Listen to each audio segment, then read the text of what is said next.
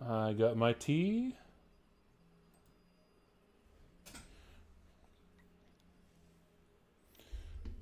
Alrighty, alrighty.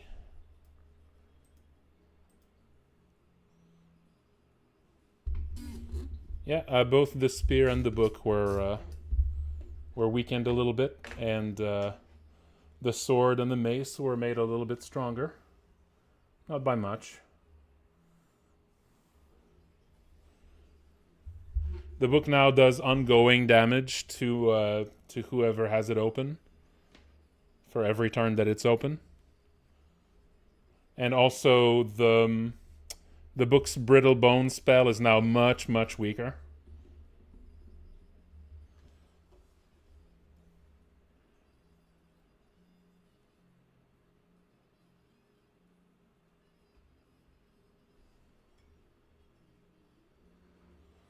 All right, folks. Time for some Malison stuff. So first, I'm going to show a little bit what I fixed the glitch I was struggling with yesterday. It was a bit of a headache, that one, but I got it. But it was a bit of a headache.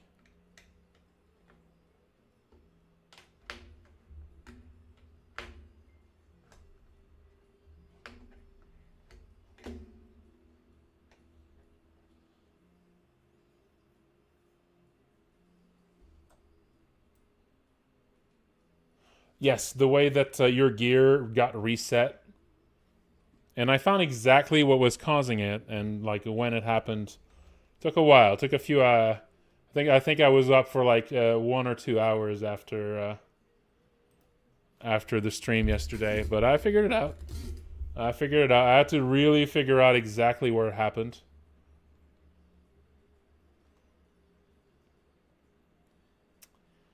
Yeah, I just had to figure out exactly when the swap happened. So I like set some watch variables on the side to know exactly when the switch in the equipment happened.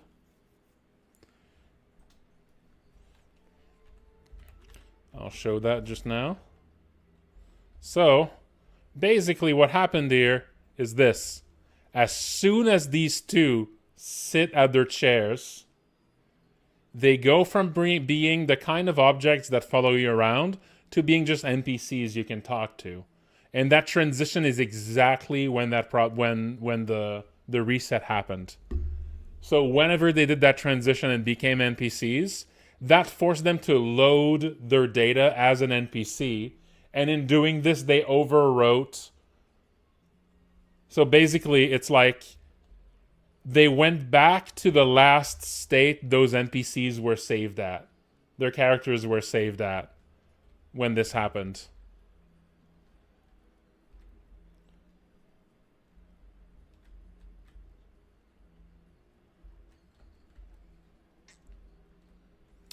So yeah. Yeah, that's solved now. Okay, next I want to do. Let's keep going on the wizards. Actually, let's check out one of the other wizards. There's one close to here, and there's one farther back. Let's go check the one that's likely the first that players will encounter when they play. Actually, the second. The first is likely to be the little guy. But the first is in the basement of this house. So this house here is like essentially the first dungeon of the game. But we're going to kind of skip past it here. Because this isn't really about this dungeon. It's about one of the characters you find here. Yeah, this is the violin maker, the luthier. But in the luthier's basement, if you explore, there's there's like different entrances here, different ways to go in. But if you find your way through this maze, eventually you get to the other side of this door. This is a door you can only open from this other side here, right? And over here, you find this weirdo. This is Egads. And he is one of the wizards.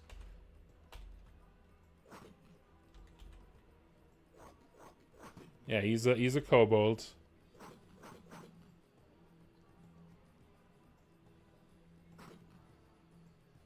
Okay, he's doing Vine Lash twice.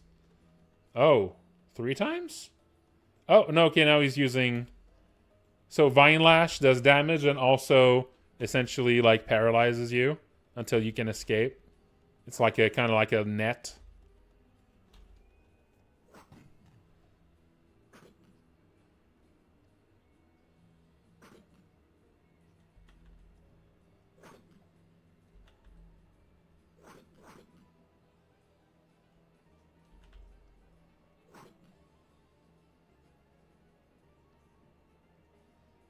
Yeah, that's kind of a poison gas attack.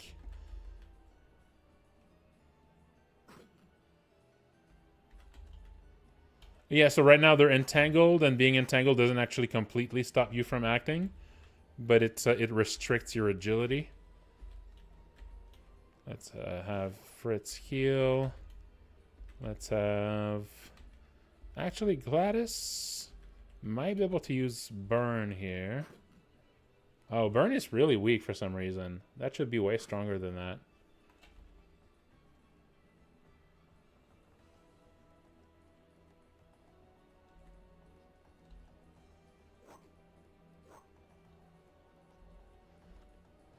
Oh yeah, I'm really struggling to do damage to him. Yeah, I'm getting constantly weakened, and the boss is constantly, like, setting protections on.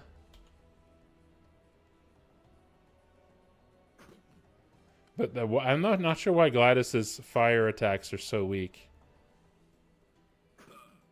They're feeling way too weak. I need to look into those.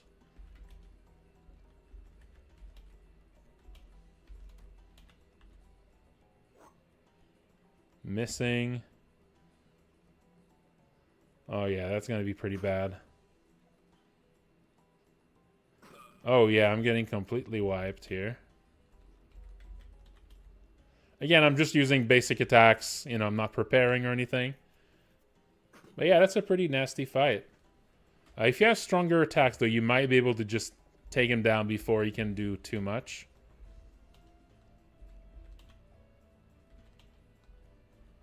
But yeah, I broke my weapons really quickly, and then it was basically over. I mean, I got him to like about a quarter health left. Okay, let's look at his stuff a little closer. And also, let's check another one too. So this one, I don't think I've actually given this guy a little friend yet. I don't think this guy has a little friend associated with him yet.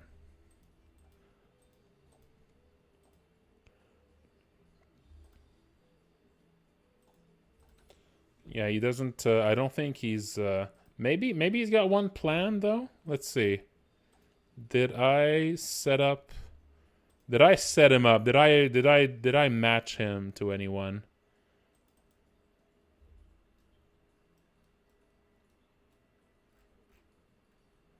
So Arcane Wizards. There's Anima here. Egads. No, I did not actually assign him to anyone. Okay. So at first he casts Chlorophyll, then Enhance, and then Chlorophyll again. Chlorophyll is kind of a regen ability. It's a very, very mild regen. It's like the weakest healing spell in the game, essentially. And he has Fog, Vine Lash, Enhance, Acrid Wind. Okay. There's something here to prevent him from auto-using Enhance and Acrid Wind. No, he automatically uses Acrid Wind at a specific turn. Okay, yeah, that's fine. That's fine. I think I like this this setup. You could use a bit more sort of interaction, a bit more dialogue and stuff. I kind of want all the wizards to have a little bit of dialogue, a little bit of a setup to their fights, but that's going to be something later. So I think I'm okay with this. I think I'm okay with this guy as it is now for the most part. He's just going to need someone. He's just going to need to be matched to a weirdo. You're gonna need to match him. Because, yeah, all the wizards have a friend. All of the wizards have a friend. We'll need to find a friend for this guy.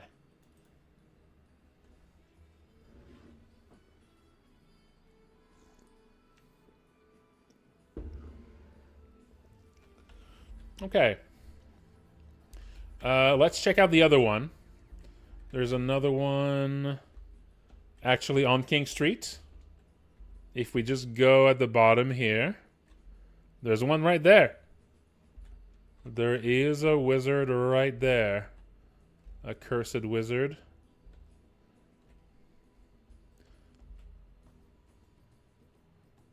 And, oh, he failed his first cast. What kind of spell was this?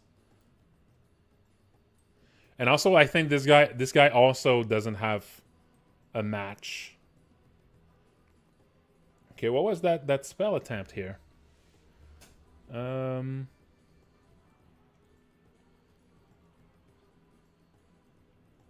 That was Wither. Okay.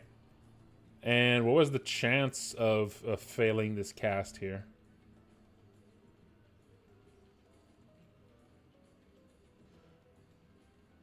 Okay, it was a 16% chance to miscast Wither.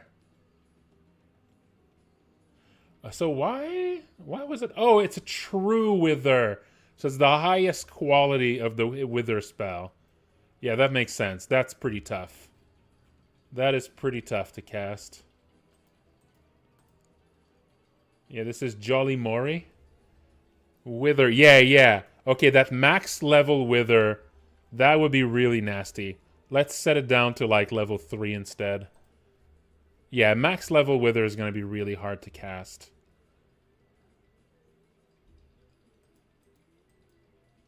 Okay, let's try this again, but with a lower level. Wither is nasty. Wither really weakens you quite a bit.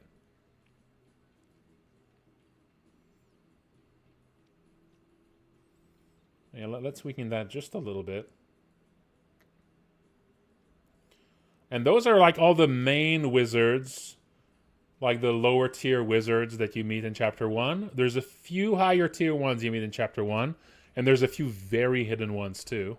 There's actually one like top level wizard you can meet right in Chapter 1, like 15 minutes from the game starting, if you know where to look. Like, he's very well with hidden. And that guy's, like, really nasty. That guy's gonna mess you up if you go to see him. But if you can beat him, you're gonna get some really good drops. I'm not even gonna build in some sort of strategy to be able to beat him. Like, people are just gonna need to figure out how to do it. Alright, so let's see if Jolly Mori Hair has a better chance. Oh, because it's a group fight this time, it didn't actually give...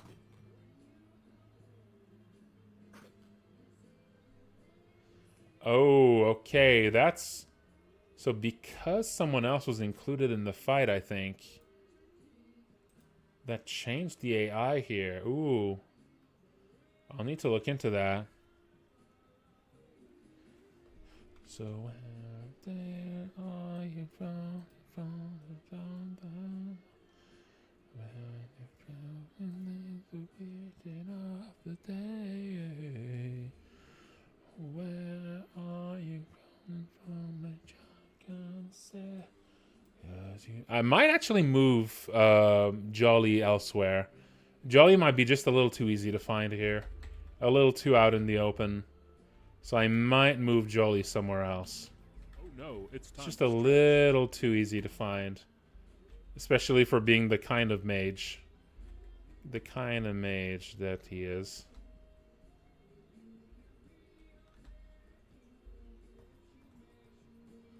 Yeah, the spell fizzled again.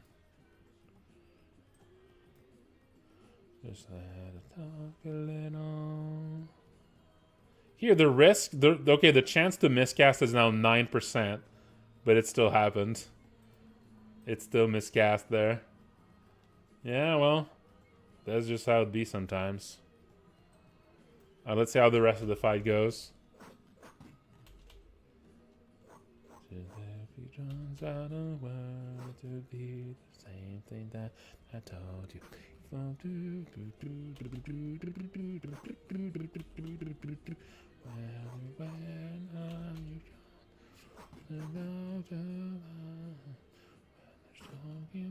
Okay, there you go. There's a wither. Where are you coming from? My shotgun's there. Cause he just might wanna blow you away. I definitely need to change the starting gear for when I spawn in this spot, because like the starting gear is just too weak.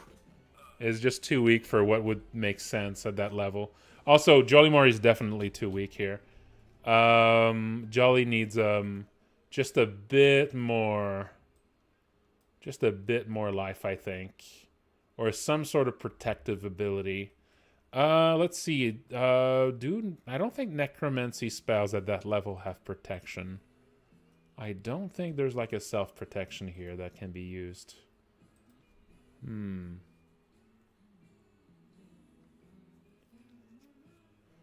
Yeah. I might need to just give Jolie a bit of a stat boost to compensate, because there's just no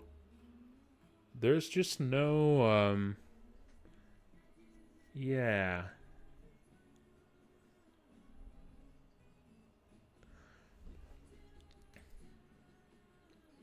Yeah, I might need to give Jolly a little bit of a stat boost here.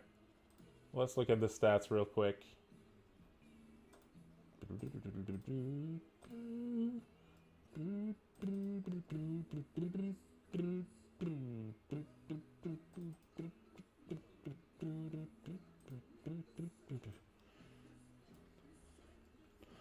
You're just starting to get worried.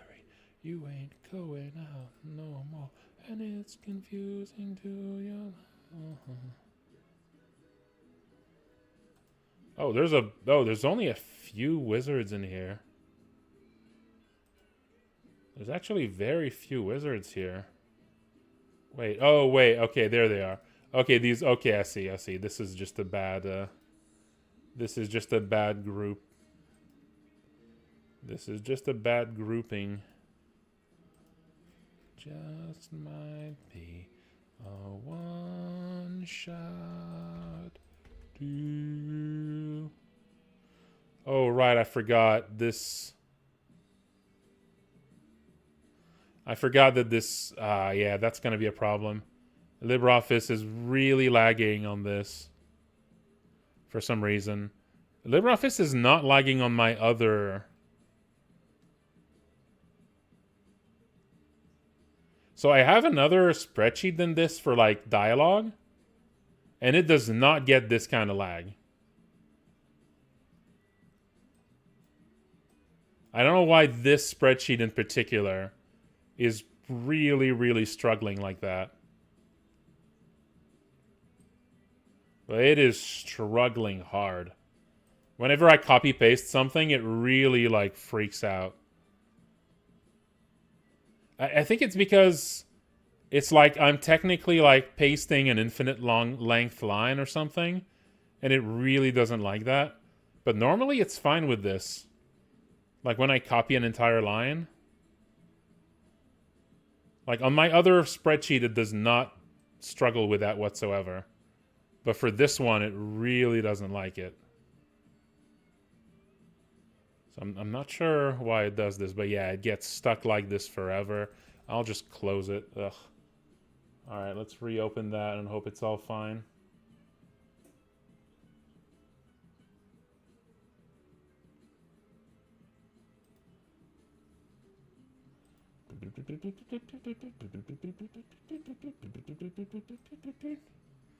Okay, let's just start that over.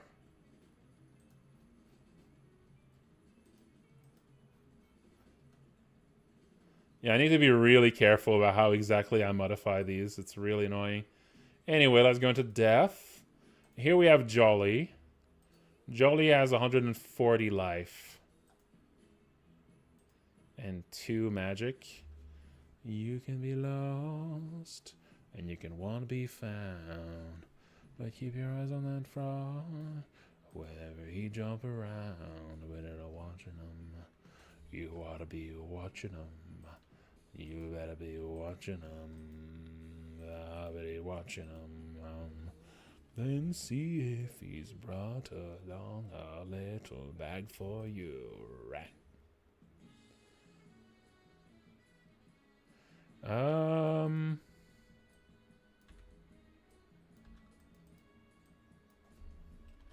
Let's just boost their HP here overall.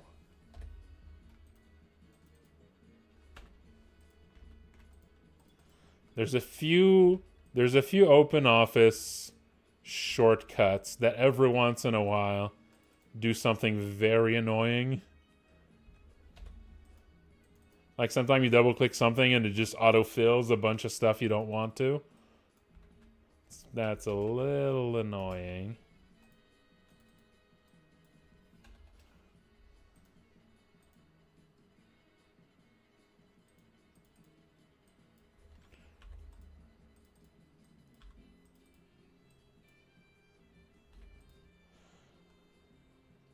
Okay.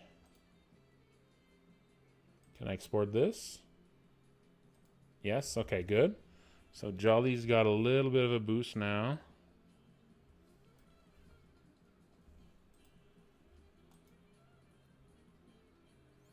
Yeah, I'm tweaking some of the wizards a little bit.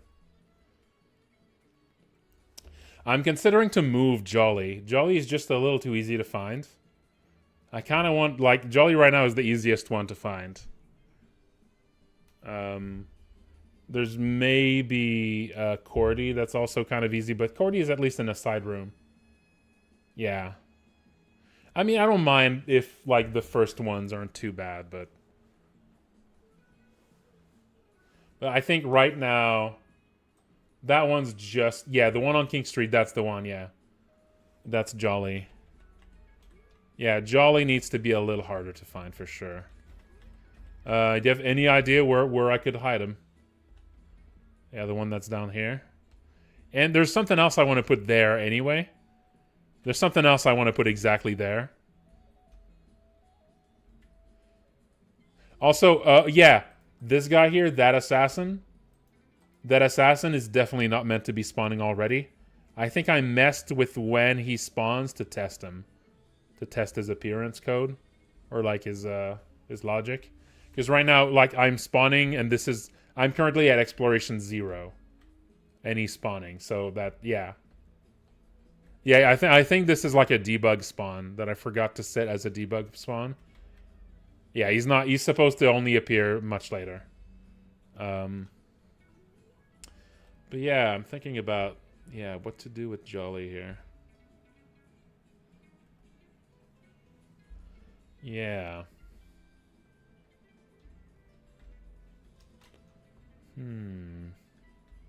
So yeah, what to do with Jolly here?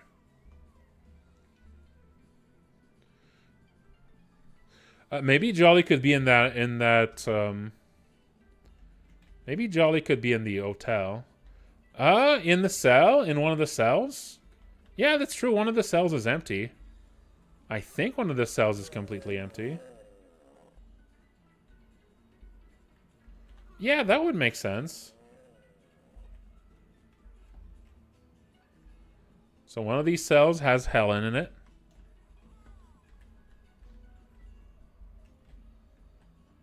One of these cells has Helen in it. I think this one is empty. Yeah, I think this one is completely empty.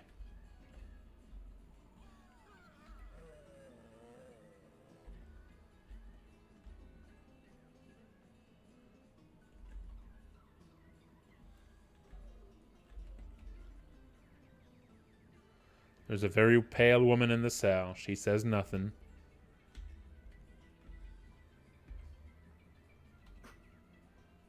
Oh, that's the wrong... Yeah, okay, these options here are just in the wrong order. Yeah, okay, the options in this menu are all messed up. Whoops. Yeah, yeah, there's a lot of these menus I need to fix. A lot of these menus are busted. Yeah. Yeah, they're but yeah, I could put, well, I think I remember putting something there. Maybe actually put one of the nightmares there. I might have actually put one of the nightmares here. In which case I cannot put the wizard there.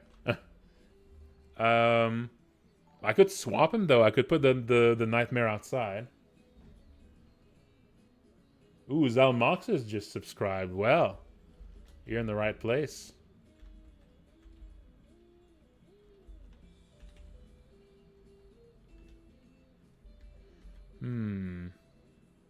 Big crab. And that's the key that I need there. Let's just get rid of him. Hey, Dawes, man. How's it going?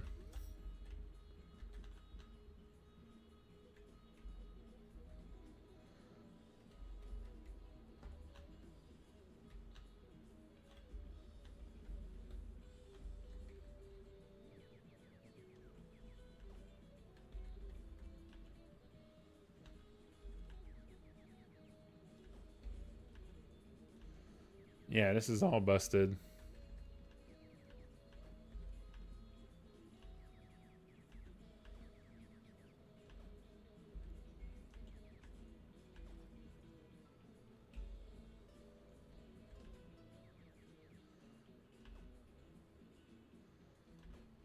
There she is. So, who are you? You seen my scissors? Want to team up? Okay, let's go. There we go. She's really towering.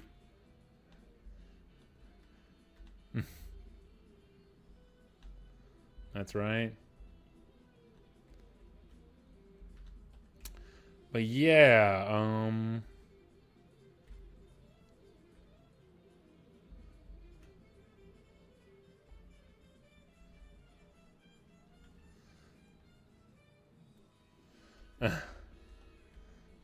no, Alan is a little bigger than Levitt. Yeah, the goblins are really small, so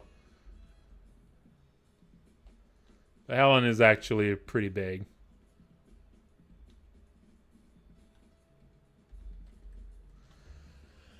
But yeah, okay, let me just quickly check here. I think I actually did put something in that. I think I actually put a nightmare in that jail cell.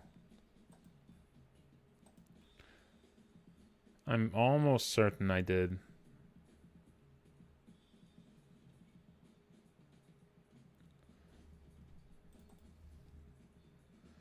Oh, no, I didn't. Huh. Why did I think I put a nightmare there? I guess I didn't. All right. So I think Jolly's going to go in there.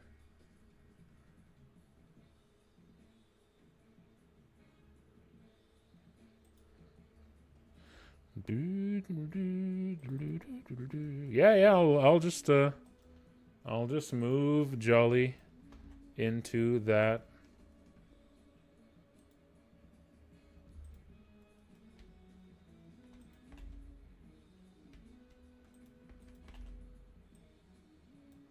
There you go. Jolly's in there now. Now, I will need to decide on a nightmare associated with this guy, too. But yeah, okay, yeah, that's better. It's a little bit harder to find, that wizard now.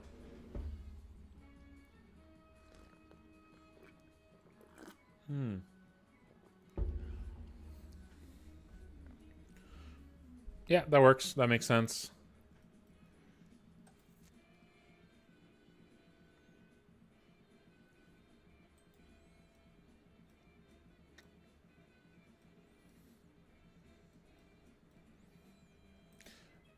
Yeah, this is actually supposed to be the spot where Tazikal appears. And yeah, this guy's only supposed to appear in debug mode, so I'm not sure why he was appearing in here. But yeah, I need to remove that.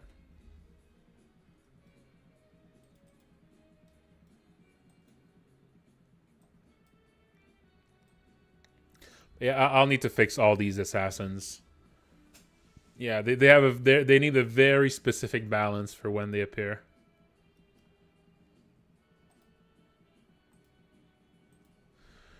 Okay.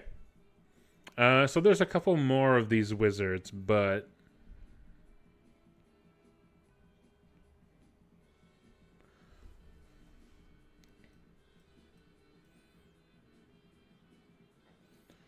yeah, there's a couple more of these wizards.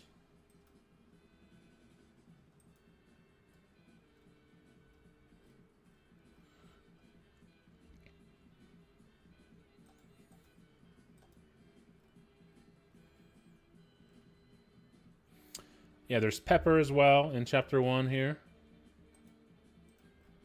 There's Trevor. Trevor's in the West Slum, so he's much harder to find.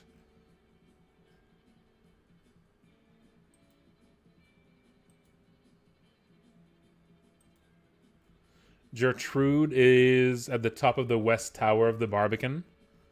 And I think she has a madness assigned to her, too. And then Ophelia is in the spider's lair. Right. So yeah, so there's two of each. And Philip Gale actually doesn't have a spot. Yeah, no, Gale is actually chapter 3. Yeah, so actually Philip is like a really early multidisciplinary mage there. Yeah. So that makes sense. All right. So let's see. What could I do here? Yeah, I'm kind of happy with those wizards as they are now for now. There's going to be a little bit more work into them for like giving them more dialogue and stuff. And also their connection to the nightmares. But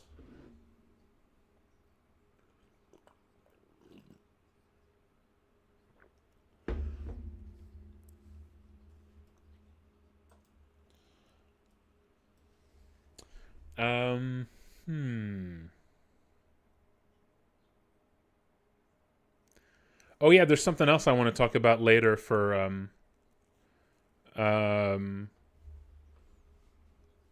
safety gamer. There's gonna be some stuff about the Wizards we'll need to discuss on the wizard plans. But how about you have some thoughts on magic too? Yeah, have you been experimenting with it a bit in the playtest you've been doing?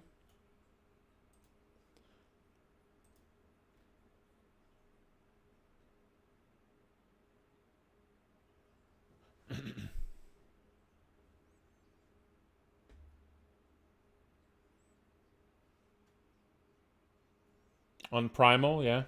Yeah, have you noticed that it seems a little underpowered? The like the fire spells. Yeah, I think they need to be tuned up a little bit. I've noticed I've noticed the damage that Gladys does. Yeah, seem really underwhelming for some reason. The arcane spells seem okay actually, and I'm not sure why the primal spells. I mean, the thing is that she kind of has like her magic power is a little too low for it. I think primal magic really scales on magic power. Yeah, she should probably have two.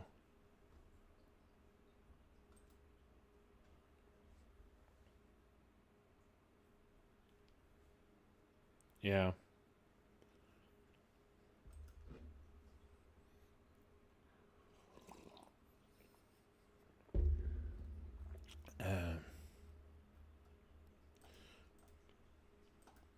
Yeah, the idea is that Primal tends to have a lower base damage but a higher scale of magic power, and Arcane is the other way around.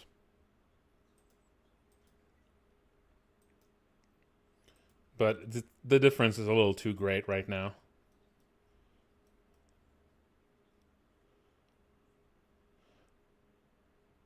Well, humans need like a magic wand to use any magic. Yeah, humans need like some sort of magical item to be able to use magic is the idea. They don't have any sort of like inherent magic power.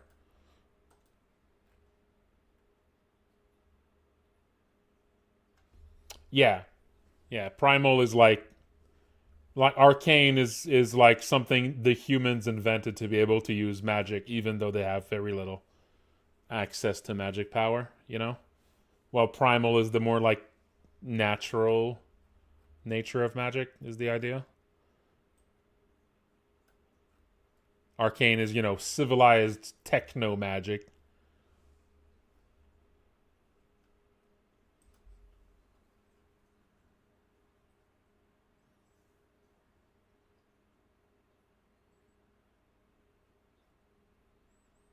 Hmm.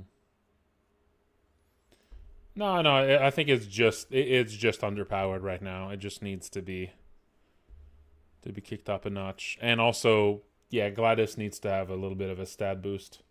I can do that right now, actually. Let's do that right now.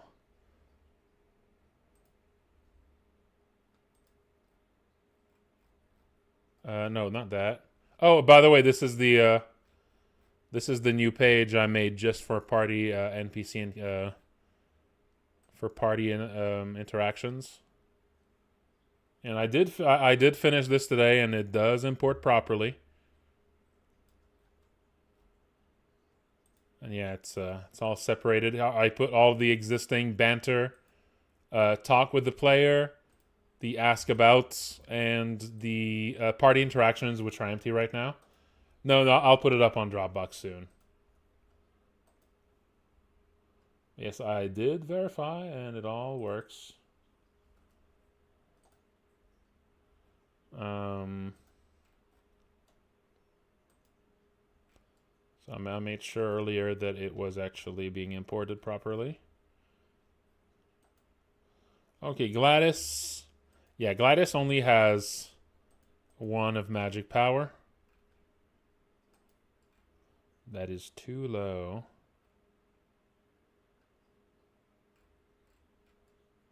Especially since she doesn't actually have any sort of magic item on her either. So she kind of needs a higher base one.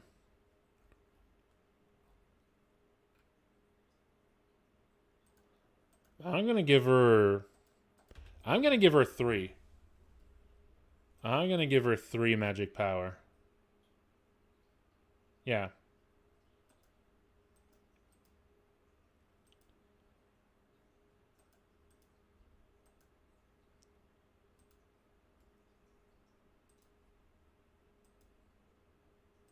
That should already make her fireballs a lot stronger. Let's see what it looks like.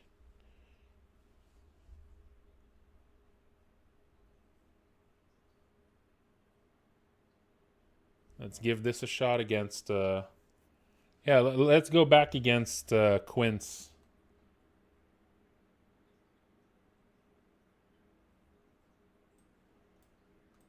Yeah, 1 should be like, 1 is like going to be the minimum for...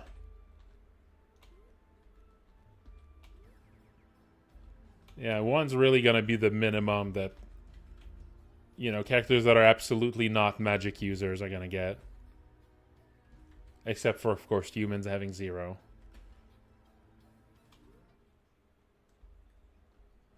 Okay, let's use fireballs now.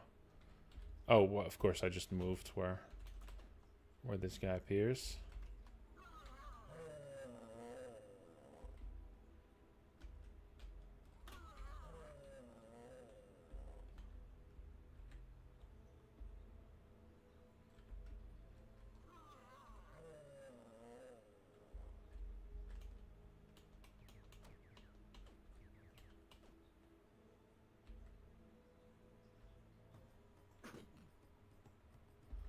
Okay.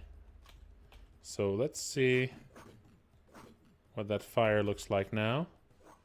And that she has a little bit more. Major burn. Should be 20 to 24 damage now. And also true flame, 22 to 27. That's true flame. And major burn.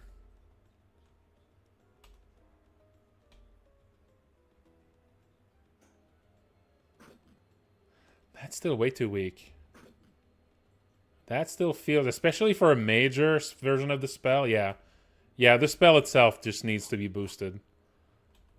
That is just too weak. I mean, yeah, a lot of things are just going to need to be balanced out. Yeah, major fireball here is a lot stronger. But yeah, considering that these are not base spells, they're major and true spells, that should make them, like, really strong. Like, these aren't even, like, the basic forms of those spells. Like, the true spell is supposed to be, like, the original. Yeah.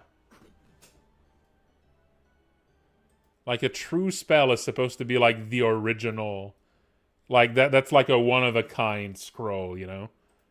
Like, she probably shouldn't spawn with it.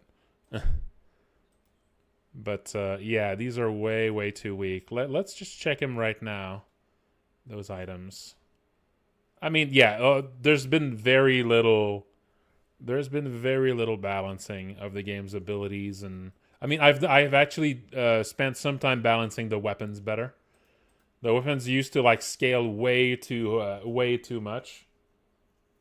The weapons used to go, like the difference between early game and late game weapons used to be way too big.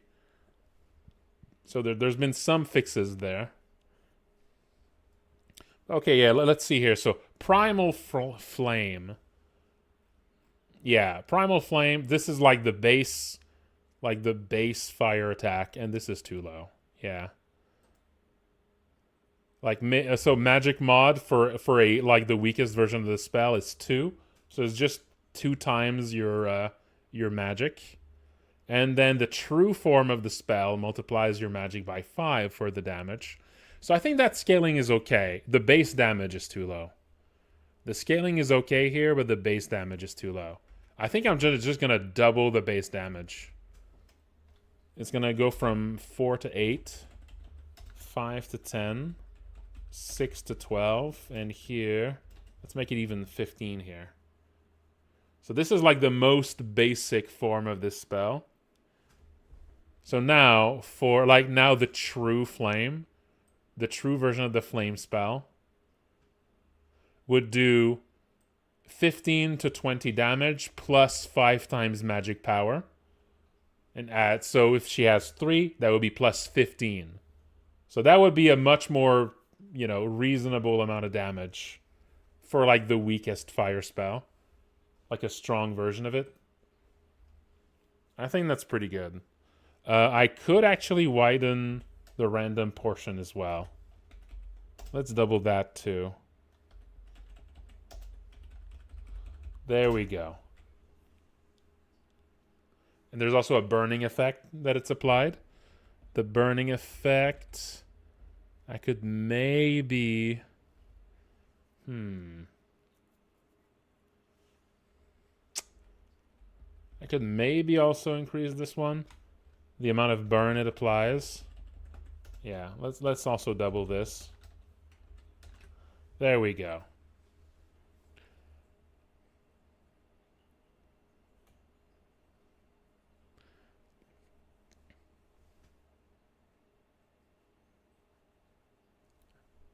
There we go. That should be a lot stronger already. Yeah, let's see what this looks like as a baseline now. Yeah, I mean, this does apply, yeah. That applies an effect, yes, that applies burn. It does.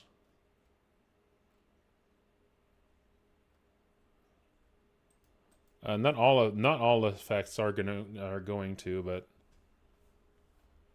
yeah, it applies a burn status.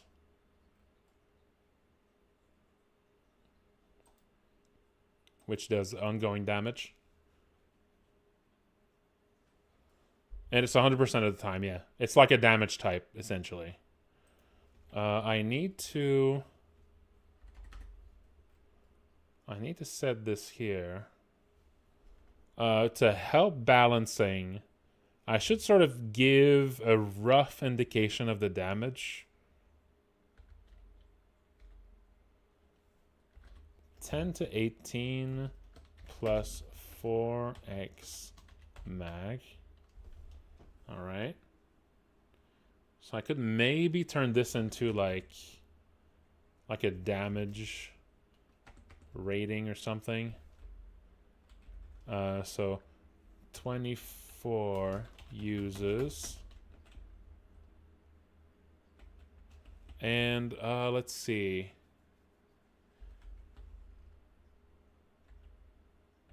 Yeah, maybe to like give them sort of a damage rating that I can see at a glance for balancing purposes, I can just basically take like the median damage here for a character that has like 4 magic. That might be one way to sort of like at a glance give them like a way to quickly balance, like compare different damaging spells. So 24 uses. And the average damage here would be 14. Well, it would be like 30. So 30 fire and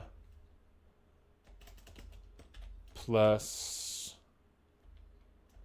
that would be 12 burn. Yeah. 30 fire plus and 12 burn. So that would be sort of the average effect of this. 24 uses, 30 fire, 12 burn. And it's yeah, has a wide reach too. Reach 3 wide. 12 burn is like a status effect, so that's like the amount of that status effect that's applied. And all the different status effects work differently. But let me bring up exactly. I think that's a main element. So how does burn work?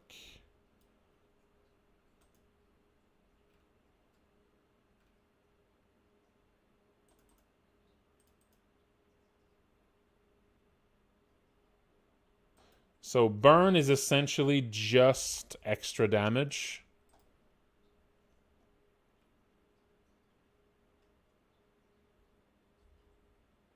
And let's see.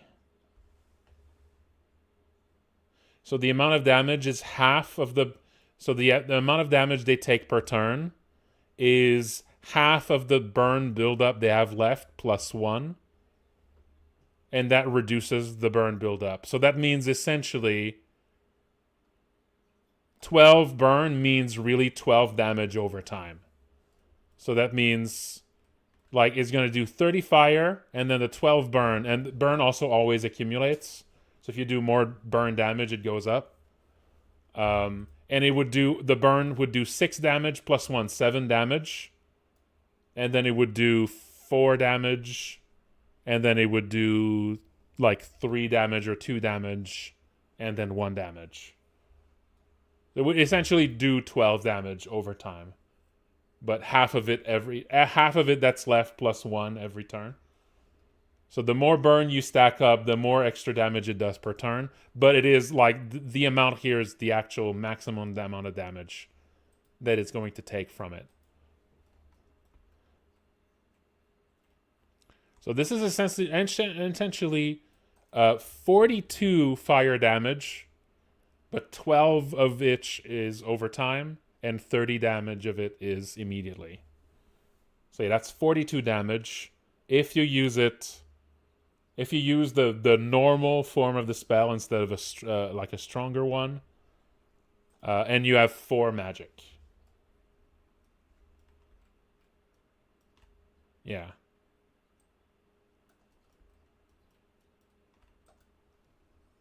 So that would be for Primal Flame. So let's just use this as like a new baseline, and then we'll just test it from here. And we'll like use this here. Let's see. So how does this compare now to Stone? So Stone does 10 plus 6 random, and then scales 3 times your magic. And this is crushing damage. So this is a way you can just use magic to do basic crushing damage instead of magic damage. And this should probably do more damage than Primal Flame because it doesn't come with a status effect. So the base damage should be higher than Flames. And right now it is basically the same damage. Yeah, it's almost the exact same damage. So it needs to be at least, like, I would say 15% higher than the damage you get from Flame here.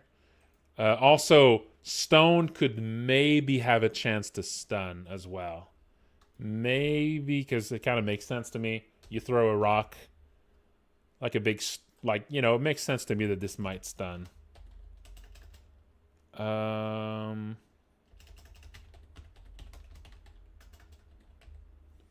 Yeah, this might actually stun.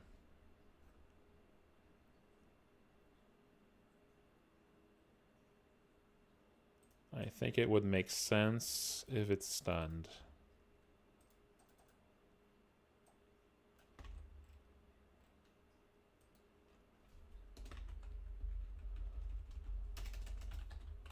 Stun base.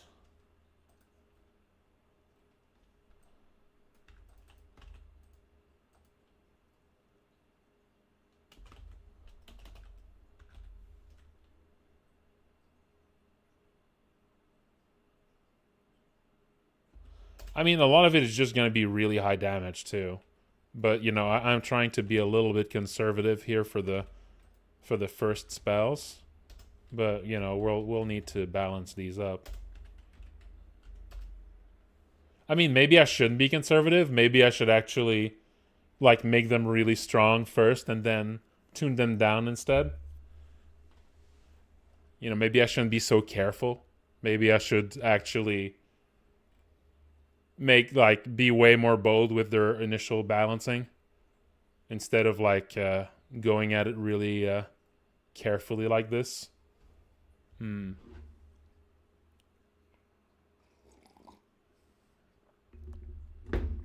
Yeah, maybe I should go way stronger than that. But also, remember that enemies also use those on you. And right now, enemies actually are pretty powerful. But, I'm going to need to have those spells balanced before I really can balance those enemies too. So, it does make sense. I need to actually tweak the spells first here. Although, you know, not all enemies use the spells, of course.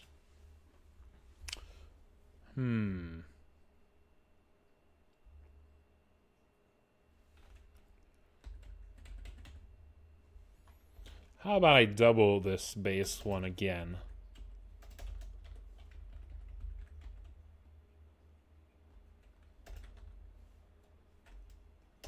How about I double this again? And I double the burn amount as well.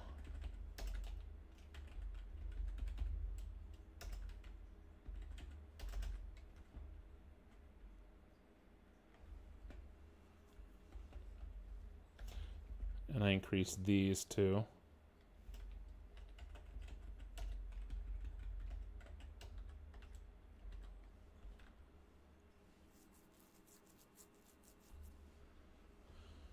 Oh, okay, we got another we have another little break here.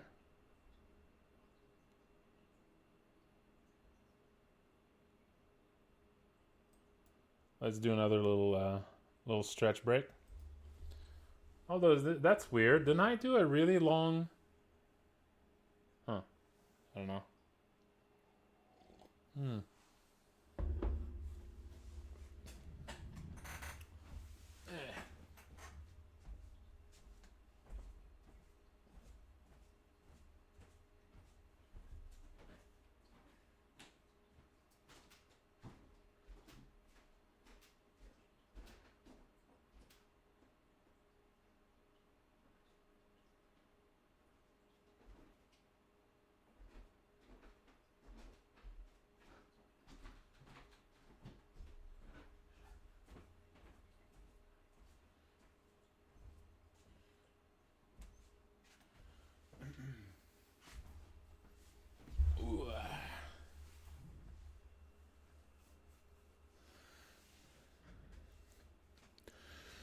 Okay.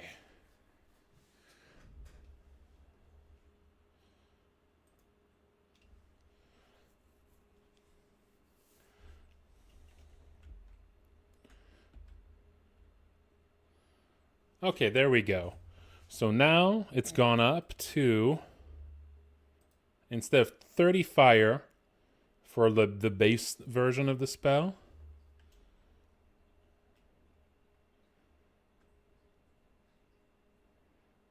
yeah.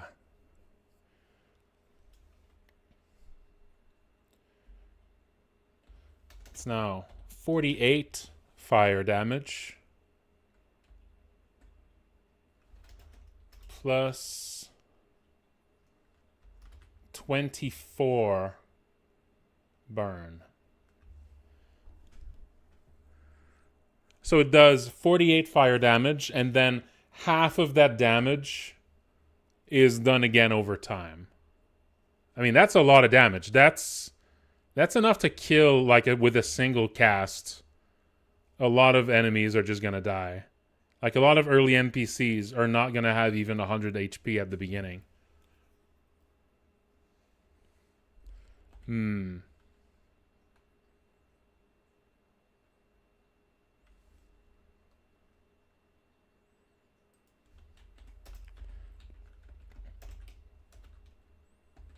Yeah. Fear the wizard. And again, that's like the base version of the spell. The true version of the spell would be scarier still. Yeah. So yeah, 48 fire.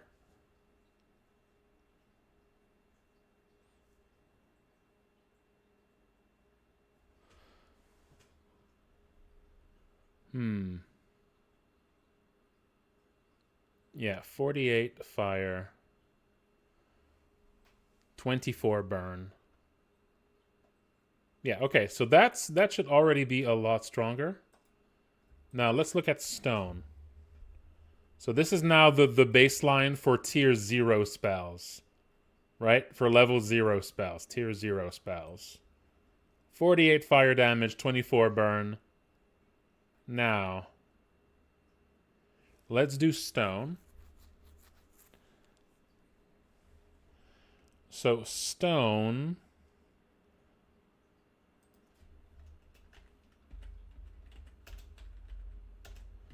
isn't going to...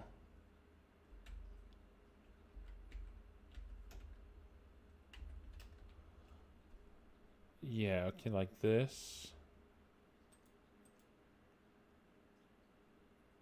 So it is going to do stun. It is going to have a chance to do stun now.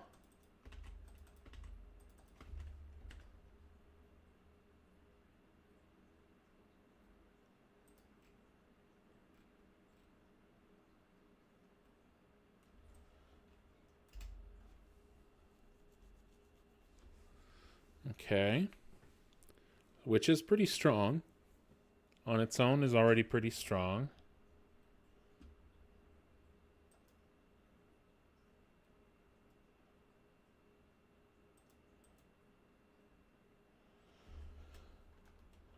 Now, if it does a stun, I feel like it does actually...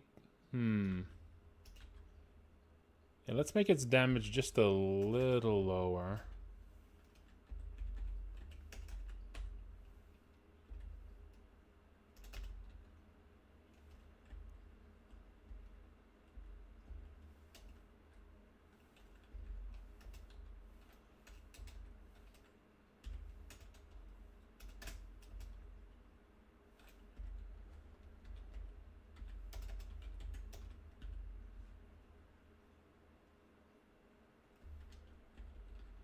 So the damage of this is going to be just a little lower because of the stun.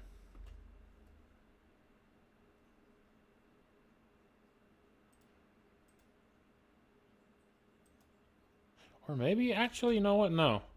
It's going to have a higher damage because it doesn't have the ongoing damage on top of that. And also, stone does a little bit... is a little bit easier to resist than fire is. So let's actually boost this. Boost the base damage of this a little above.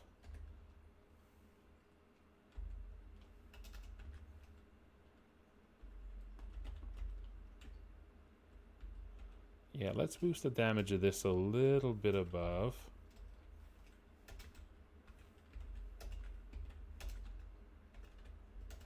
There you go. But it's not going to scale to magic as much as the fire.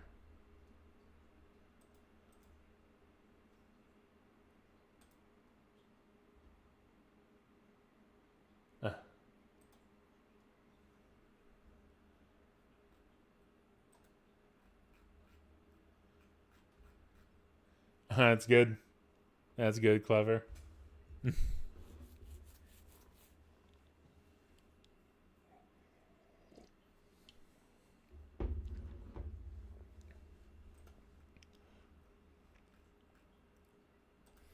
Alright, so this one, 20 uses.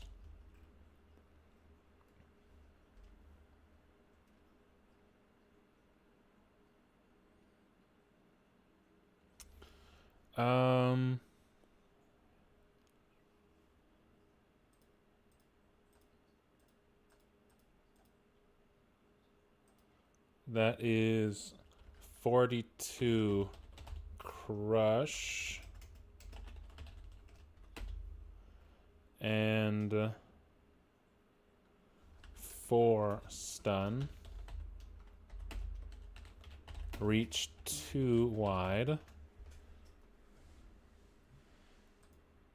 So slightly higher. Actually, no, not 42 crush. Actually, yeah, because of the lower scaling on this.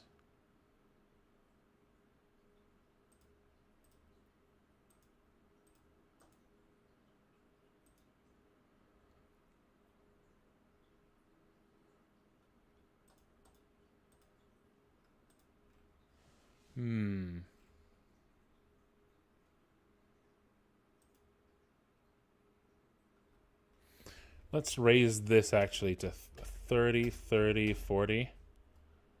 So this is now 52 crush, 2 stun, 4 stun.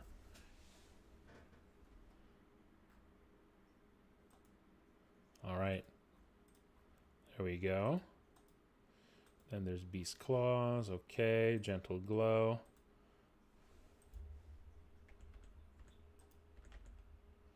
Oh, and let's include the mana in this as well. Mana 4.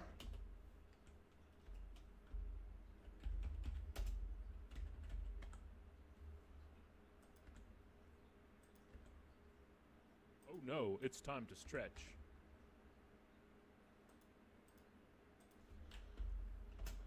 And Stone.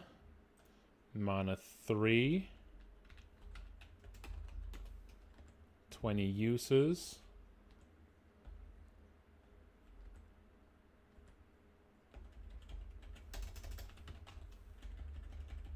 Three wide. Okay.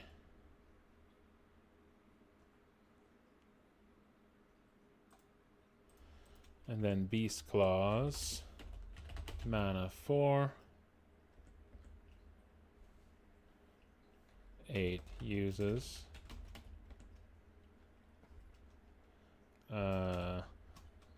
Grow. Beast Claws. Multi attack slash bleed.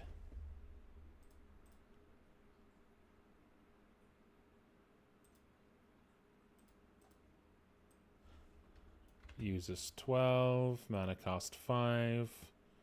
Alright, so this is now the general balancing for these. And now let's keep going on the balancing a little bit further, because these are also some of the early spells we can use. Let's just balance out burn here. So now this is a tier 1 spell, not a tier 0 spell. So it should be stronger. It should be stronger. So I would say... So this is mana 5.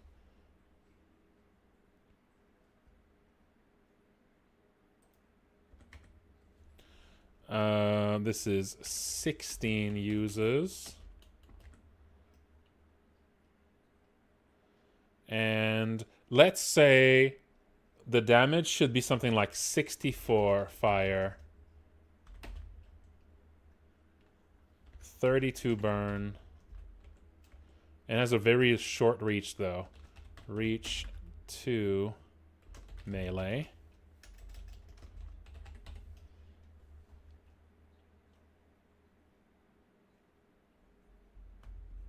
Yeah.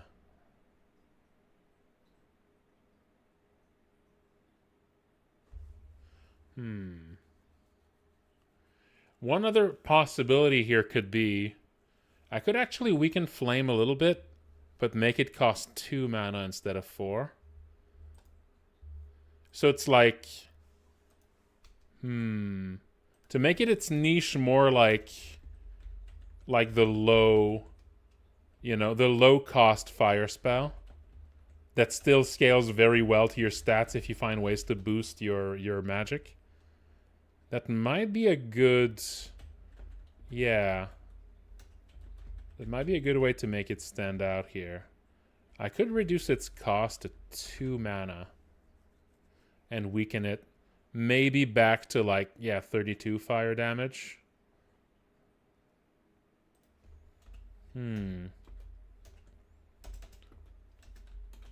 That would make it feel maybe more like a tier 0 spell.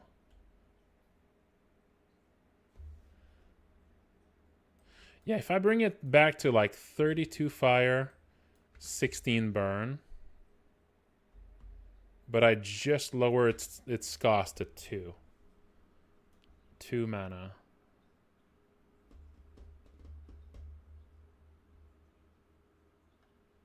It's like a flame spark kind of thing. But it still scales up to magic very well. So if you can boost your magic, you can actually make it like a very effective use of mana.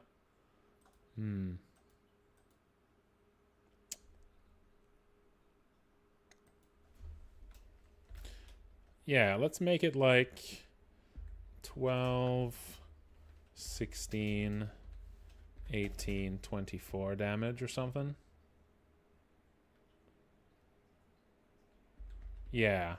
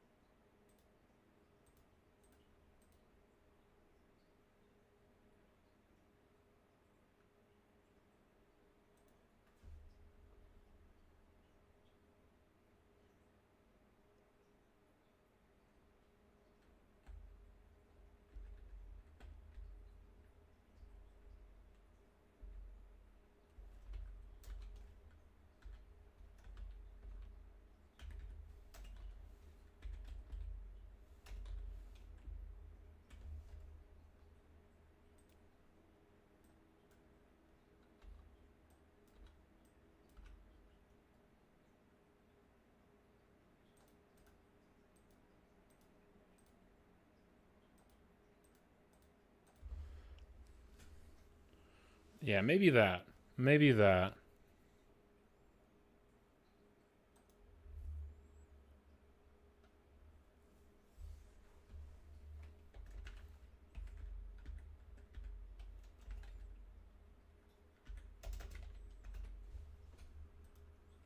Yeah, so I'm lowering Flames. Yeah, lowering its mana cost by quite a bit. Down to 2. But lowering its damage. It has 24 uses, that's a lot. 24 uses is quite a bit for a spell. But has a wide reach of use. Still does a pretty healthy amount of damage, just not as flashy. And stone does more damage. But it costs a bit more mana.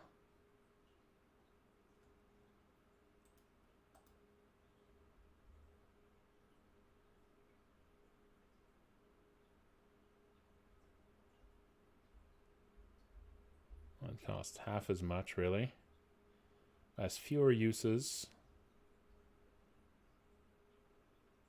And actually, the two are very close damage-wise if you count the 16 burn as damage, but of course it's not immediate damage. But stone also has the stun it does. Yeah, I think these seem like a good idea here. Let's just try this.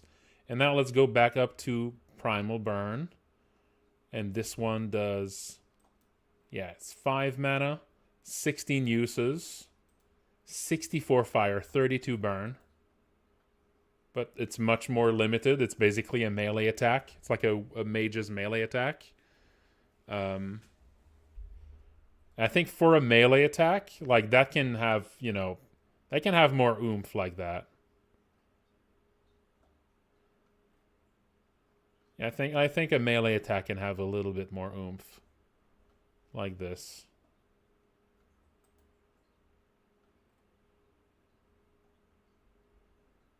I'd say that normally something that isn't as limited here would maybe do like 48 damage at this level or something like that. Yeah. Now let's actually put down the numbers for this. So here it would need to add up to 64 fire. And that the scaling here would be 3, 4, 4, 5. Yeah, 2, 4, 4, 4, 5. Let's make that actually a little bit higher here. So that would be 20 damage from the mag mod. So this needs to do 44 overall.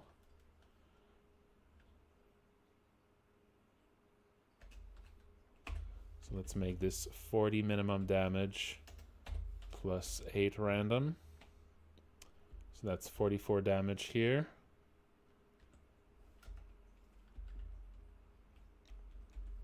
With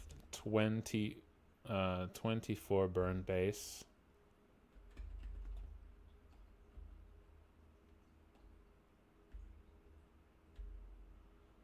Okay. Here, the weaker version for the shitty copy of the spell. It's basically gonna have it.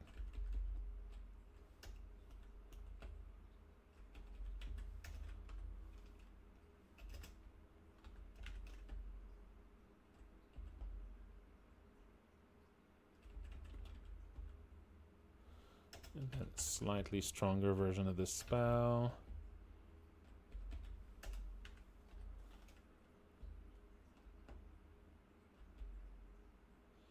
And then the really good version of the spell. It's going to be 48, 12, 32, 6 for scaling, and 4 extra uses. There we go. Okay, there you go. So now that's the new balance for burn.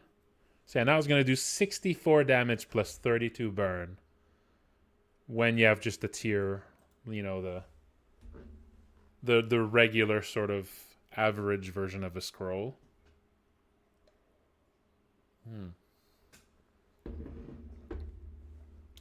And a bad copy of the scroll is going to be, about half as strong. Actually, half as strong is maybe too. No, it shouldn't be half as strong. It should be more like 75%. So let's maybe like 30. Yeah, let's not make it that much. Yeah, that's a little too weak. Let's move it like that. It's half the uses for sure, but the rest is just gonna be, yeah, like 75% the strength. Okay. Now for Fireball.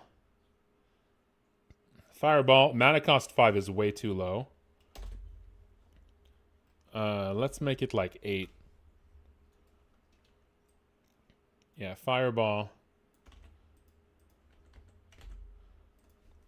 Yeah, 8. The number of uses, 6. That's way more limited.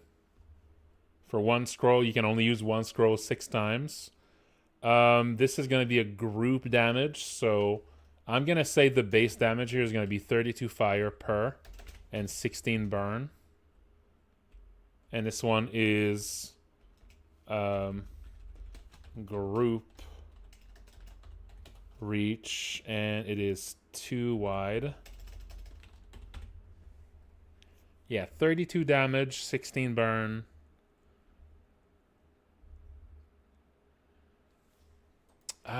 Maybe even less than 32 here for like something that hits everybody. 28 damage. Let's make it 32. 32 damage to everyone. 16 burn to everyone.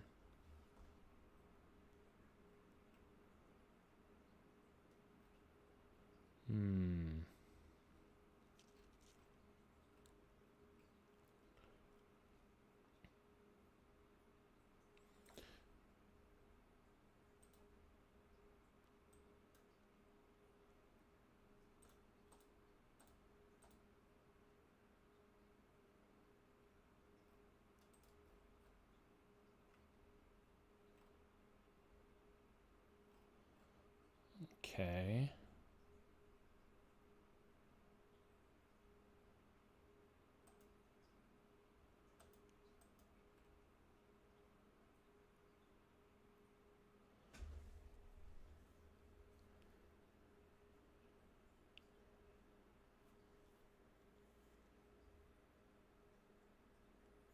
That's actually the current numbers as they are now. Yeah. 32 damage. Yeah, that actually comes down to that number right now for Fireball.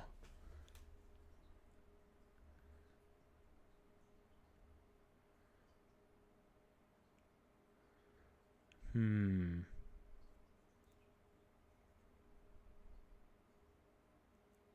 Fireball is pretty dangerous. You know what? Let's boost it a little further than that. Let's make it up to 48 then. Let's boost this up to 48 and 24 burn.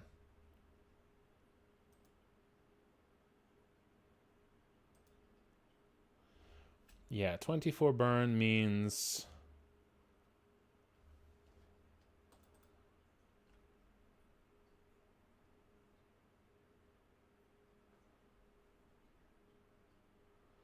like, I think it's 18.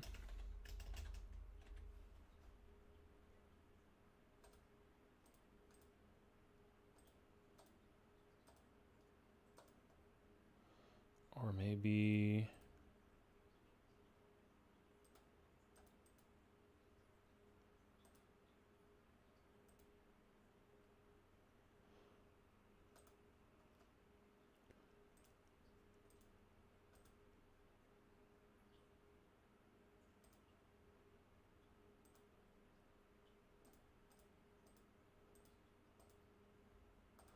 that'll make it like 22 burn. Okay, 22 burn.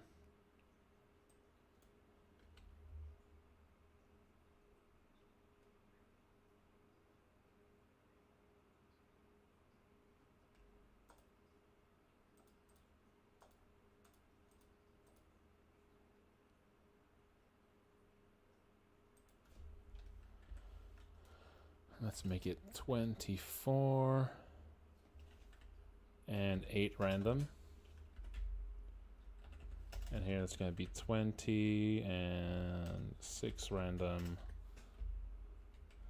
And here 28, and here 32, and then 12. There we go.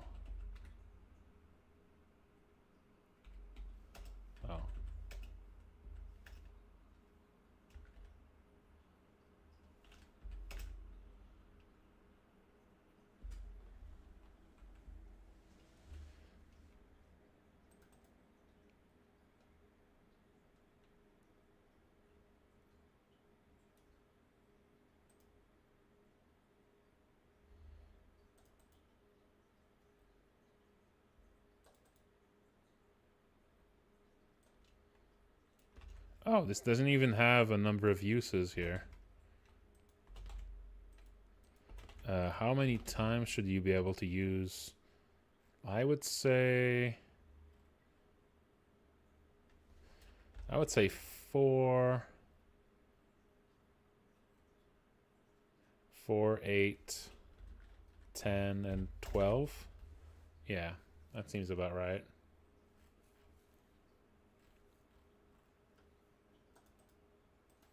Okay, that's Fireball. Chaos Flame. This one is... Oh, this one might need the... Yeah, this one might actually need replacement. Sulfur Burst. Okay, let's see these. Let's see these new balances. And let's see how the spellcasting feels now. So it's not... Gladys isn't going to be able to pull those numbers exactly. Because her magic is a little weaker. But still, you know, that should work. That should still... She should... I mean, Flame is still going to be somewhat weak. But... Burn should be way stronger now. Burn should actually be able to maybe kill some of these wizards, like, in one go. Like, maybe I can actually kill this wizard down here. Like, in like, 2 turns because of that. Especially that she does have very strong versions of those spells, too.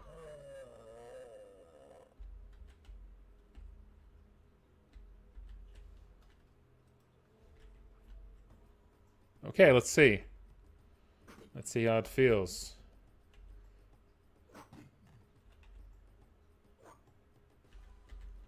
Okay. So Fireball, and there's now 40 to 48 fire damage. Major Burn does 59 to 69. Plus 28 to 42 burn. And True Flame does 35 to 43 fire. And 64 to 24 burn. So Major Burn is now, yeah. That's way, way more deadly. Let's try it. Although Jolly is just a little too far for it, so it might miss. Yeah, that's 59 damage, but yeah, it did it apply fire?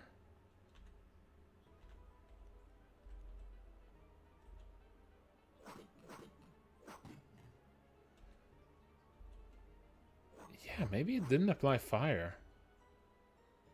I'm not seeing a fire status here.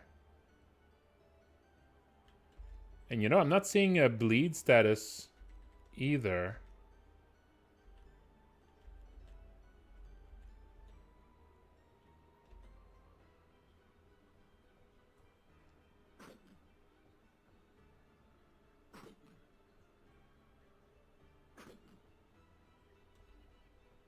He's almost dead already.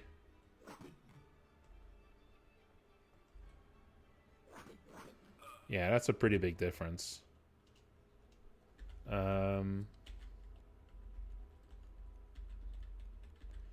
Yeah, Major Burn.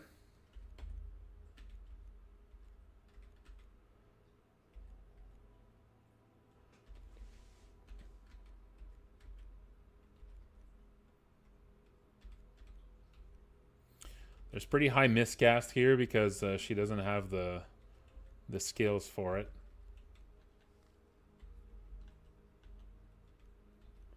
Frigid Touch.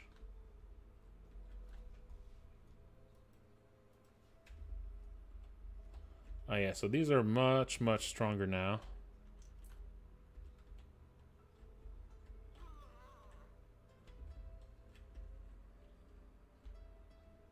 But now let's see what happens when an enemy wizard with those spells is encountered. We might be in trouble now. I might need to weaken some of these early wizards a bit now. Because this one's gonna... This one might really fuck us up. See, we receive burn. That's a burn effect there.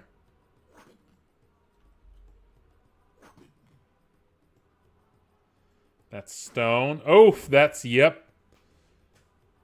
Yep. Okay, yep. That's pretty bad.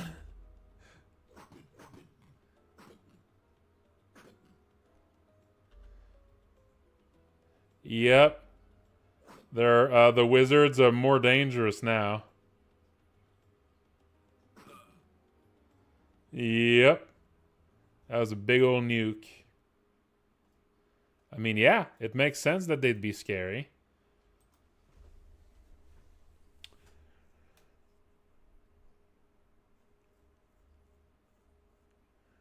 Yeah. Okay. Let's check again. This time I want to see whether or not burn is being applied to them. Maybe it's that maybe burn is being applied, but it's not showing the damage. Maybe the ongoing damage on the enemies is not being displayed. But it might still be in there. So let's look a little more closely to the debug menu here. I want to see if it's not being applied or if it's just not, you know, giving you feedback on it.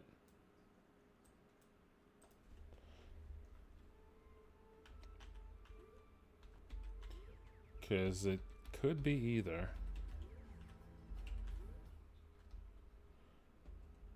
It really could go either way on that. So let's go downstairs again.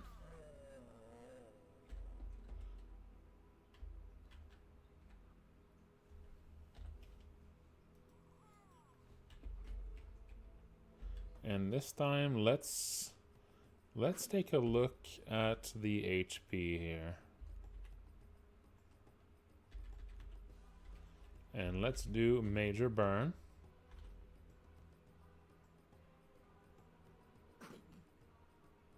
$67. Okay, let's see. Active, yeah. Active on the enemy, burn. Power 28, build up 28. Okay.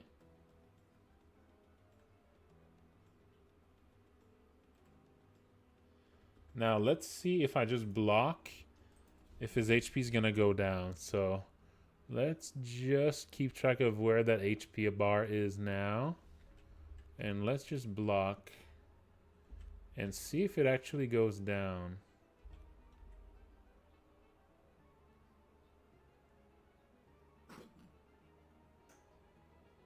Because, yeah, I'm suspecting... No, that HP, I don't think it went down. Let's look at the status effect itself. Let's look at its logic to see what's happening. If it's like, maybe it's not running that logic at all. There's the burn status effect. This is the code for when that status effect procs. Let's see what's happening. Also, is it still active here?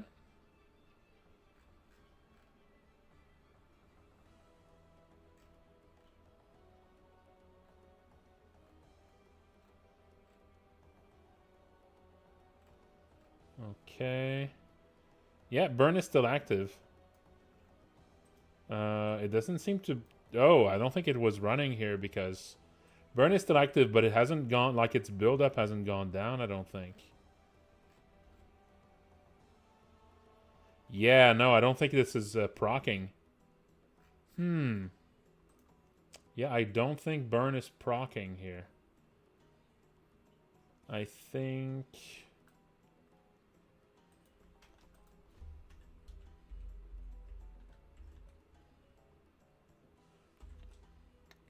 I think burn is just not doing its thing.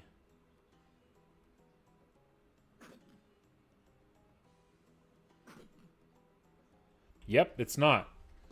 Huh. Why is it not doing it?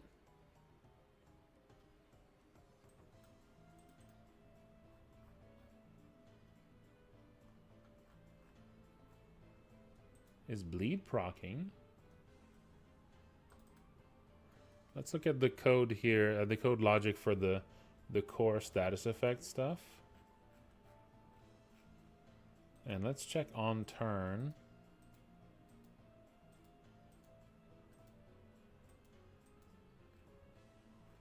On update. On turn end.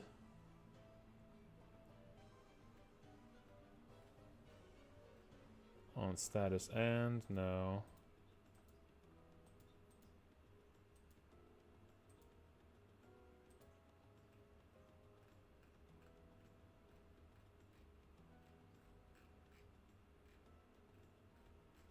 Status base, on apply. Record origin. Receive hit on turn end. Oh, there it is. Yes, on turn end. Let's see if this runs that at all.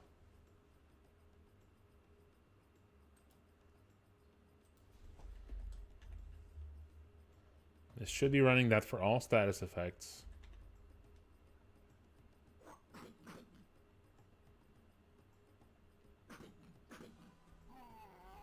Okay, now it's running this. Okay, what status effect is this?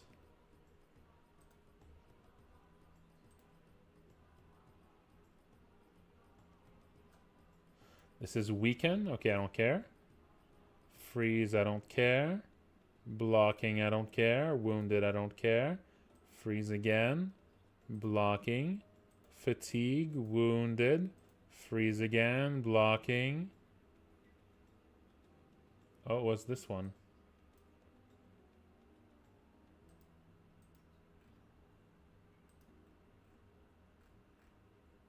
Pain, okay. Fatigue. Wounded. There's burn. Okay, there's burn. So what's happening here? Turn end, status proc, yes. Status oh! What? Oh. Status proc? Wait. What is it doing this? Status base, yeah, but the burn status should be overriding this function. Why is it not overriding it? What? Why is it the base version of that function that's running instead of the override one? Yeah, this should be overridden. This should not do that.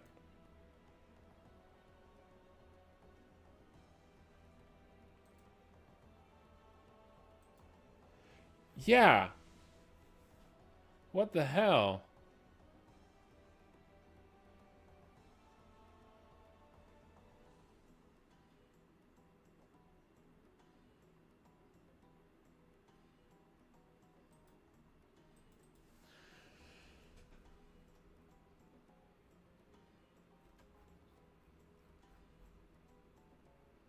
This is status base.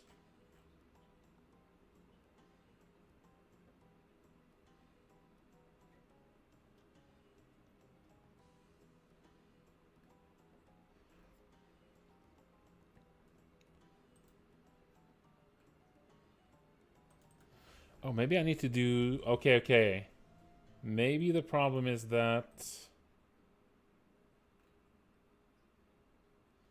instead of this, it should be ST status proc.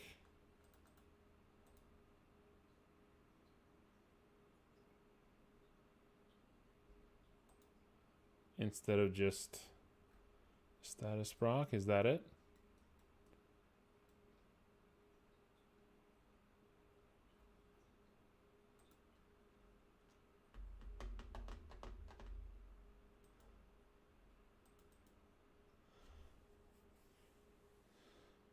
Yeah, I don't understand why it's not overriding it. This is not how this logic is supposed to work. Is this a change in, like, is this like a recent game maker change or anything? This is not how this used to work.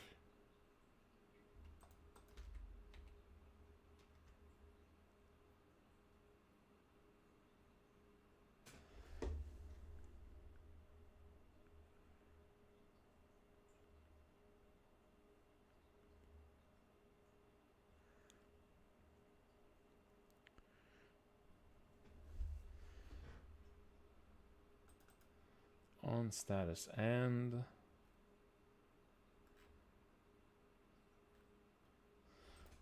okay, I'll try st status proc instead. St status proc instead of this. Maybe that's gonna work.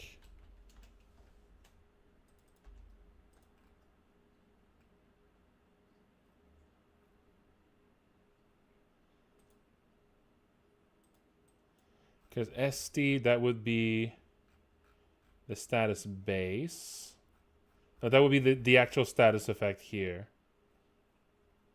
And then that should be, there should be an on proc here. Or a status proc here.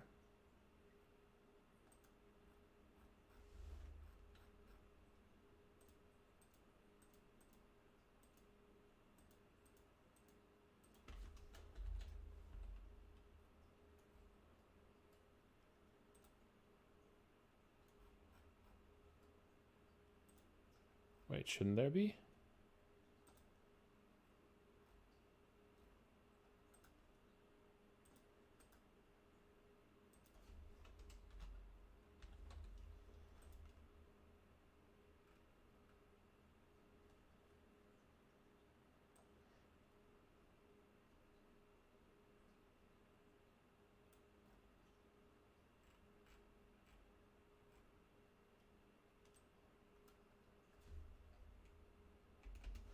Static status proc is a function.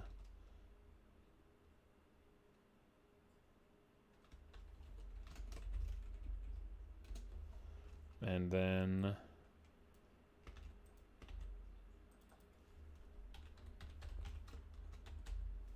status proc, and then you put self, and maybe that's gonna work.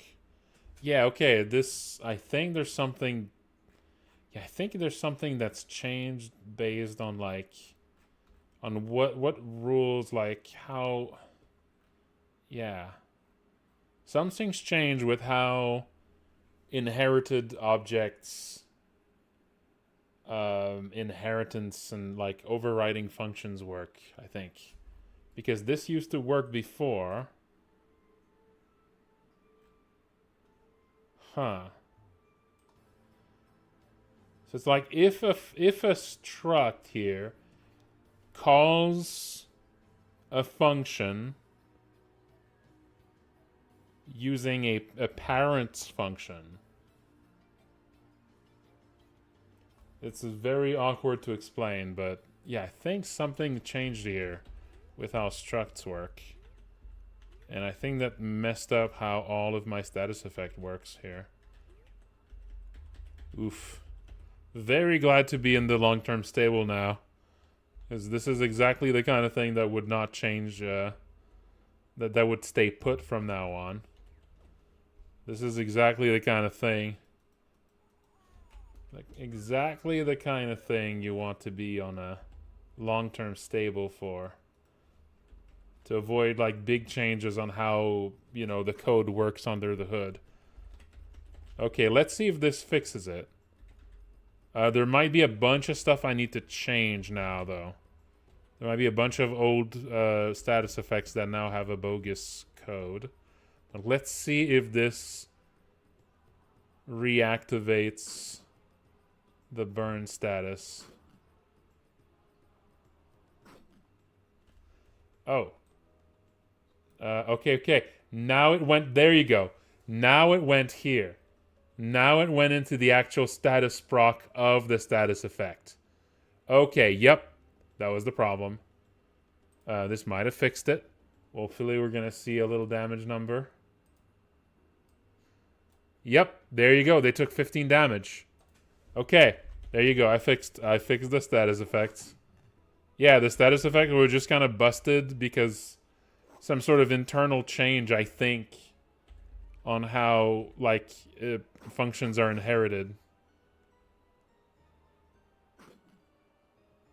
Now you should take, like, half the same... Oh, and what's this? Oh, that's another breakpoint. Yep. Takes more damage. He's got the burn. Oh, bleeding works now too. Bleeding had also stopped working.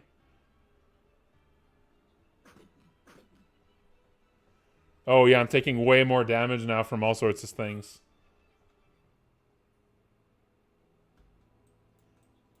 Yeah, are you using a game maker, Emerson Shame? Yeah, so it's like, okay, so the way I do status effects is a little complicated. But I don't know if that's how people would normally do that. You know, I'm not a super educated programmer, so I don't always know if the way I do things is the proper way. So, the way I do status effects, right? I have two types of objects for status effects. I have instances of a status effect being applied, and that's just a generic object that's the same for all status effects, right? That's just that records an instance of someone being affected by a status. And then I have a bunch of status effect definitions. And when someone is applied a status effect, it keeps a reference to the status effect definition. And then whenever it has to run the logic of a status effect, it runs the logic on the definition, but sending the specific instance of the status as a parameter to it. So it's like, that way the status effect logic itself doesn't need to know how the different statuses work. It just needs to remember how poisoned is this person, how long they've been poisoned for, who poisoned them, and all that info. That's the info that's like unique to every instance of someone being getting poisoned. But the actual logic of how poison works is its own little packet that is like the definition of poisons. This here is the definition of bleed, right? And all those definitions inherit status base, right? And this is how all status effects are defined. And so every status effect inherits status base. And basically what was happening is, if a function that is in status base tries to run a function, like another function, that is inherited by the specific status effect, the status effect definition, and overrides it, instead of running the overridden code, instead of like running the actual code for the poison, it would now run the generic code for the status base. So it would ignore that a function was overridden. If the caller is from something that was not overridden. If that makes any sense. So status proc here, the version of status proc that isn't status base would be useless because it would never run like the poisoned version of status proc. It would just run the generic version that doesn't do anything, that only exists to be redefined by the various status effects. This is very difficult to explain. It's so abstract. It's tough. You know? I empathize with people who try to like teach programming because it's all very weird, abstract. So finding the right words to make it understandable is difficult. This was, if you don't do any programming, this probably just sounded like, fucking nonsense. I'm probably not using the right terms too. That probably doesn't help. But yeah, it's not easy to explain this sort of thing. It's not actually that complicated. It's not actually that complicated. It's just really difficult to put into words because it's all just very abstract shit. But yeah, so object inheritance seems to have completely changed, I think. Like, maybe this is the more correct way to do it. Or maybe you're supposed to do something different to call the inherited, like the overridden function. So maybe that's something that changed here. Maybe there's something you're supposed to do here to avoid this. But anyway, so that broke all my status effects basically.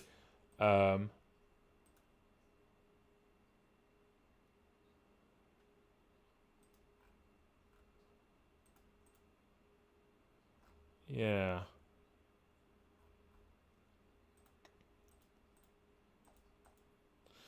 Okay. How I'm trying to think. How would I actually try to explain this in a way that makes sense to someone who doesn't already understand all of that? You know, like how would I actually try to explain this? You know.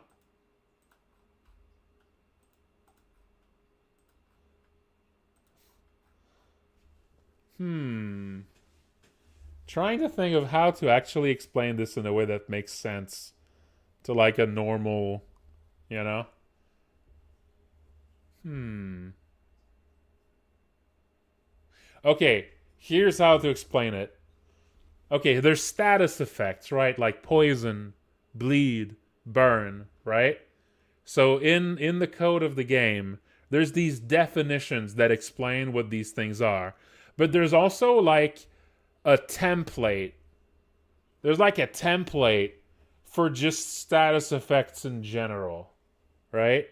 And that template, it's got a bunch of like empty stuff that's meant to be filled in with all the specific like poison and burn and all that, right? The template doesn't do anything on its own. The template's just there so that I know what to fill in, how to fill in the blanks on specific status effects when I make up a new one or when I try to define one, okay? There you go. That's more explainable. That makes more sense, I think. Are people following? Right? There's like a general template, and then there's the actual status effects, right? And the thing that changed is that, okay, how to explain that part?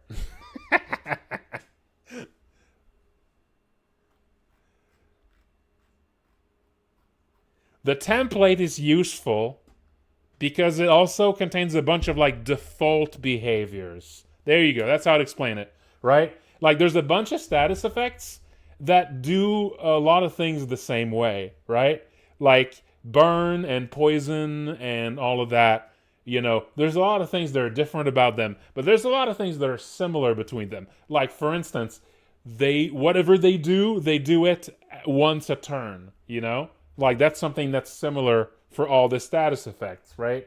Or at least for a lot of them.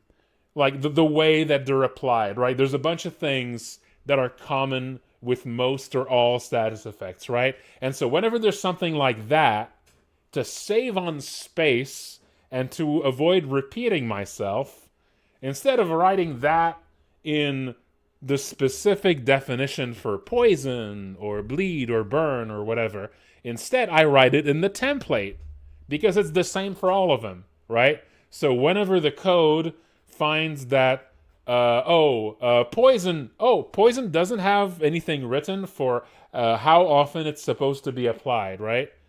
Well, if I don't find anything in the poison definition, then it just goes to look in the template instead and just does whatever the template says instead of doing what the poison. So I only need to write it if it's different from the template. You know?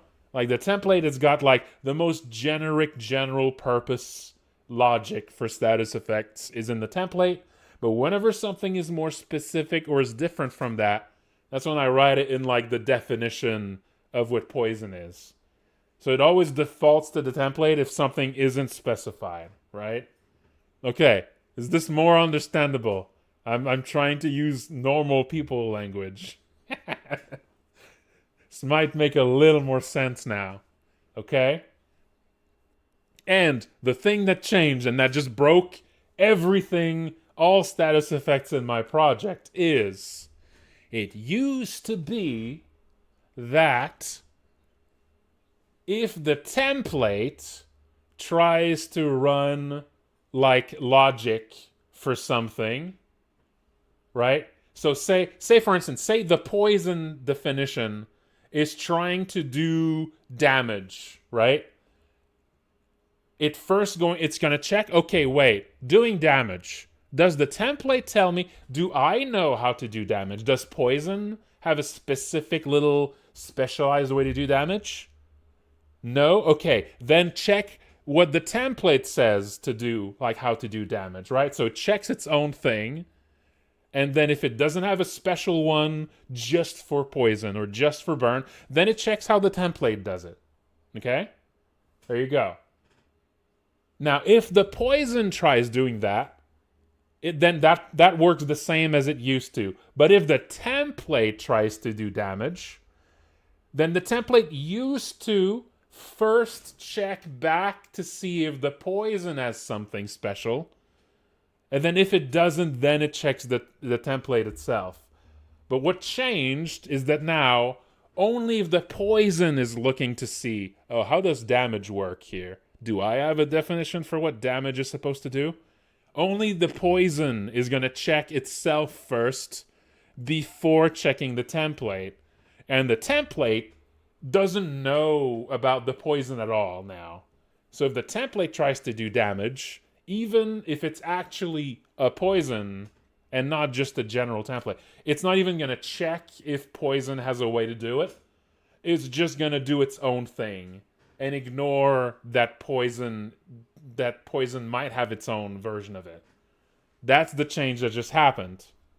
And so, the definition that told the status effect what to do whenever it procs, so whenever the poison is supposed to do the poison damage and blah, blah, blah, the template had nothing. The template just had an empty, the template just had like an empty function here, see? It just does nothing. Because, like, what exactly happens, like, what exactly happens when a status effect procs is different for all status effects? So the template needs to just be empty for status proc because they're all going to be different, right? I need to set up what happens for proc for each of the status effects instead. Like, this is what happens when burn procs. And this is what happens when freeze procs. They're all going to be different. They're all going to do different things. Okay? So the template is empty because, everything works differently in that way. So all status effects were broken because anytime the template itself tries to proc the status, it just ran that empty function. It just ran that useless empty field on the template instead of checking, wait, maybe I have something more important to be doing instead. It just ignored that. So yeah, so that's the kind of change that can completely break your whole goddamn game. That's the kind of thing that can just break absolutely everything. So that's not good. You don't want that to happen. There's probably a bunch of other stuff like that. So like I said, because of those updates, a bunch of stuff has broken in the background. And that was a really major one that I found tonight. I'll probably be finding more stuff like that has quietly broken in the background. Over the next few months. I'll probably still be finding all of these things. This is why I moved the project to the newly released long-term stable version of of Game Maker, which the whole point of that version of the engine is that it doesn't change. It only receives like security updates and bug fixes. It doesn't actually change how anything like works. So now this is why I was waiting for that, because changes like this can just break a bunch of things in the background. Well, that one's fixed now. I have probably a lot more to find and a lot more to fix still. But we'll see. All right. God damn.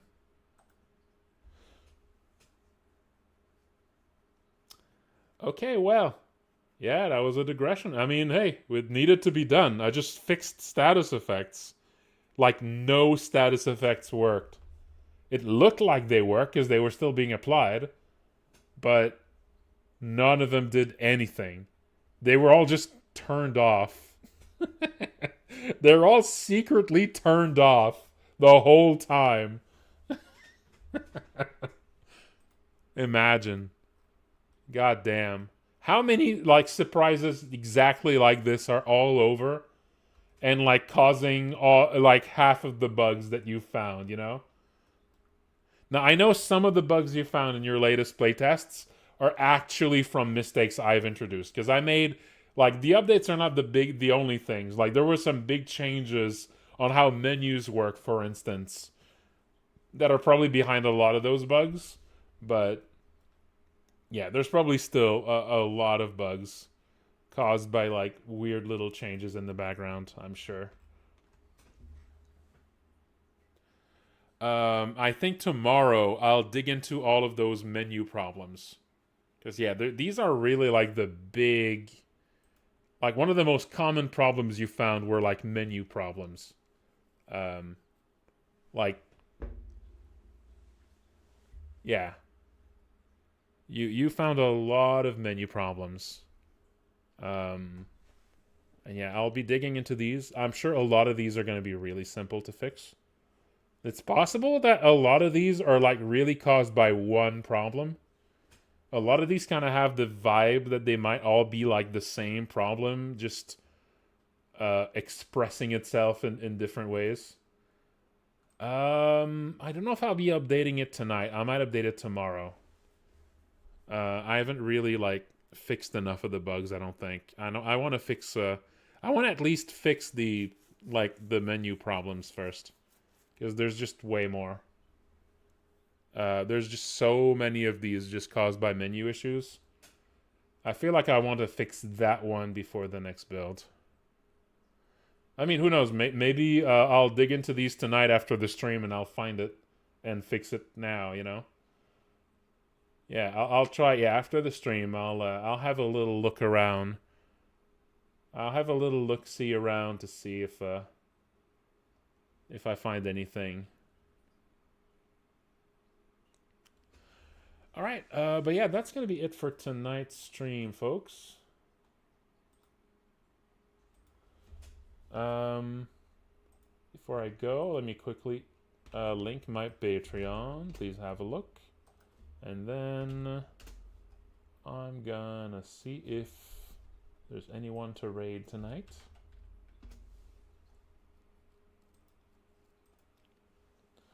Let's see, who do we have?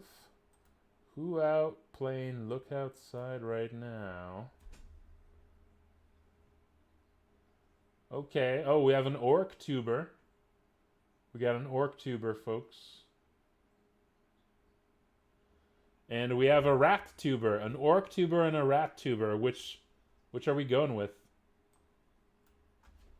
Orc tuber or rat tuber? We have a veteran and a vermin.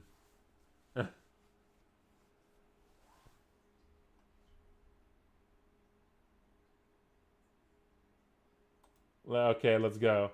Let's go with rat. Oh wait, they might not be them. Okay, wait. I think they might be ending their stream.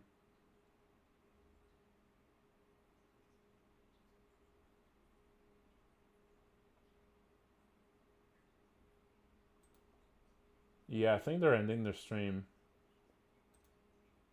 All right. It's time for the orc then.